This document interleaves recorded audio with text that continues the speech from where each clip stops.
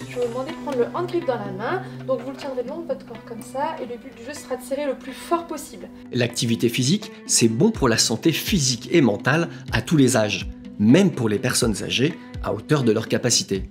Les bénéfices sont nombreux et démontrés. À combien noteriez-vous la douleur? Donc à 0, vous n'avez pas eu du tout de douleur, 10, énormément de douleur.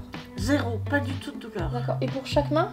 Les deux mains. Ça permet d'avoir une meilleure santé mentale, une meilleure santé physique. On va avoir une meilleure santé au niveau des os, au niveau des muscles.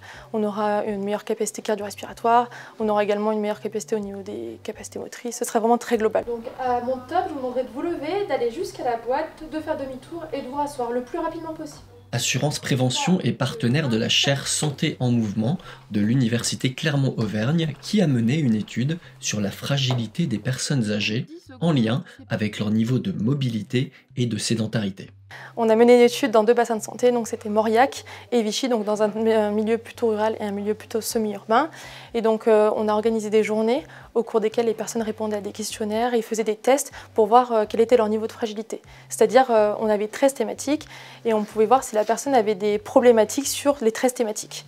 Et donc après, au final, l'objectif, ce sera de voir s'il y a un lien entre le niveau d'activité physique et sédentarité et les fragilités qui ont été dépistées au cours des journées. Camille Chambonnière a identifié un nombre alarmant de fragilités encore plus élevé en milieu rural. Commencez au niveau de l'activité physique. Dans une semaine habituelle, combien effectuez-vous de déplacements à pied? Parmi les résultats obtenus, on a environ 40% des personnes qui ne sont pas suivies au niveau cardiologique et on a 15% des personnes qui n'ont pas un niveau d'activité physique suffisant et un trop grand niveau de sédentarité. En 2030, un Français sur 3 aura plus de 60 ans. Plus de 5 millions de personnes âgées sont d'ores et déjà en perte d'autonomie d'après l'INSEE. Le bien vieillir s'impose comme une priorité et nécessite de combattre la sédentarité.